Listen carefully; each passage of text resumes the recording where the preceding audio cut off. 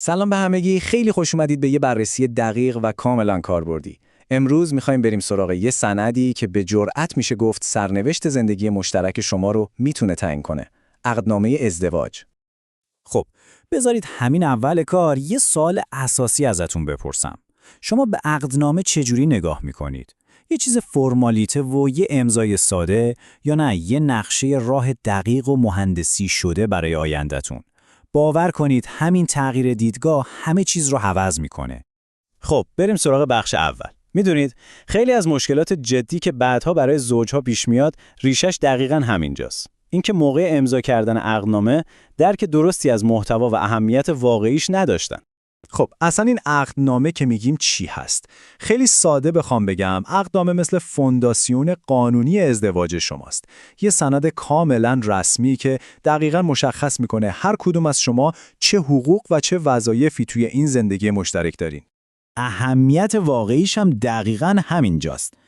فکرشو بکنید، بدون این سند رسمی اثبات کردن ازدواجتون توی دادگاه و گرفتن هر گونه حمایت قانونی تقریباً غیر ممکنه. پس واقعاً باید به عقدنامه مثل یه سپر محافظ نگاه کنید. یه سپر حقوقی برای روزی که خدایی نکرده مشکلی پیش بیاد. خیلی خوب، حالا که با اهمیتش آشنا شدیم، بریم ببینیم ساختار این سند چیه. این چیزایی که الان میگم مثل ستونای اصلی ساختمون ازدواج شما میمونن. اگه این ستونا نباشن، کل ساختار از نظر قانونی انگار که فرو میریزه. این یه نکته فوق‌العاده مهمه. حتما حواستون باشه. ببینید، شما میتونید با یه وکیل بشینید و تمام شروطتون رو روی کاغذ بیارید. خیلی عمالیه. اما برای اینکه اون کاغذ قدرت قانونی پیدا کنه، باید حتما و قطعاً توی یه دفترخونه رسمی و توسط یه سردفتر مجاز ثبت بشه. غیر از این باشه، ارزش قانونی نداره.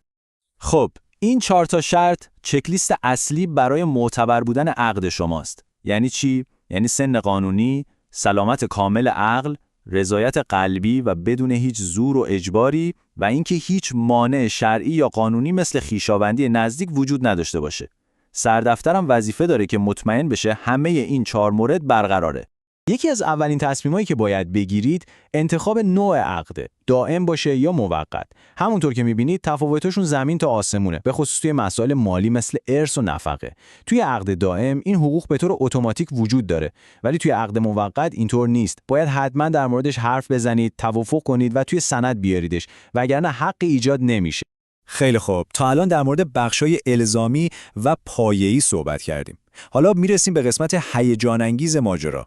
یعنی جایی که شما میتونید این سند رو برای خودتون شخصی سازی کنید و دقیقاً مطابق با ارزش‌ها و توافق‌های دوتاییتون شکل بدین. اول از همه مهریه. مهریه میتونه پول نقد باشه، ملک باشه، طلا یا هر چیز با ارزش دیگه‌ای. نکته کلیدی اینجاست.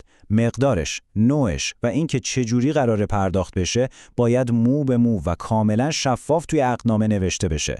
این کار جلوی کلی اختلاف و بحث رو در آینده میگیره. و حالا میرسیم به قدرتمندترین ابزاری که شما در اختیار دارید، شروط ضمن عقد. اینها در واقع توافقای اضافه‌ای هستند که شما و همسرتون میتونید به عقدنامه اضافه کنید. با این شروط میتونید تمام حقوق و انتظارات خاص خودتون رو پوشش بدین. اینها فقط چند تا مثال ساده‌اند تا ببینید این شروط چقدر میتونن روی زندگی واقعی شما تأثیر بذارن. مثلا فرض کنید یه خانومی هست که شغلش طوریه که باید زیاد سفر خارجی بره. اگه شرط حق خروج از کشور بدون نیاز به اجازه همسر توی عقدنامه اومده باشه، اون خانم میتونه بدون هیچ دردسر قانونی و اختلافی به کارش برسه. میبینید همین یه شرط ساده سند ازدواج رو از یه فرم از پیش آماده شده تبدیل میکنه به یه توافق کاملا شخصی که برای زندگی واقعی شما طراحی شده. خب حالا بریم سراغ یه بخش که شاید یکم هشدار دهنده باشه ولی فوق‌العاده مهمه. باید اشتباهات رایج رو بشناسیم تا بتونیم ازشون دوری کنیم و یه سند محکم و بی‌نقص برای خودمون داشته باشیم. این نمودار رو نگاه کنید، آمارش واقعاً تکون دهنده است. بزرگترین اشتباه با 45%، یعنی تقریباً نصف مشکلات، اینه که زوجها اصلاً از شروط ضمن عقد استفاده نمی‌کنن. بعد از اون تعیین مهریه‌های غیر واقعی و در آخر هم امضا کردن سند بدون اینکه دقیق بخوننش. اما خبر خوب چیه؟ خبر خوب اینه که جلوی همه اینها رو میشه با یک کم دقت و آگاهی گرفت. و اما میرسیم به مهمترین راه پیشگیری. ببینید، قانون شما را مجبور نکرده که حتما وکیل داشته باشید، ولی مشورت کردن با یه وکیل متخصص خانواده به جرئت میگم بهترین و مؤثرترین کاریه که میتونید برای محافظت از حقوق خودتون انجام بدین. این کار جلوی کلی دعوای حقوقی و هزینه‌های سنگین رو در آینده میگیره. حالا می‌خوایم در مورد یه تفاوت خیلی حیاتی صحبت کنیم که متاسفانه خیلی ازش بیخبرن.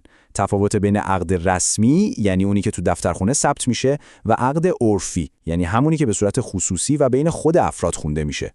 سوال اینه، خیلی هم صریح و روشن. اگه یه عقدی به صورت خصوصی و عرفی خونده بشه و هیچ جا ثبت نشه، آیا از نظر قانونی اعتباری داره؟ دادگاه اصلا قبولش میکنه؟ و جواب یه نه قاطع. عقد عرفی با اینکه از نظر شرعی درسته، ولی از نظر قانونی تقریباً هیچ ارزشی نداره.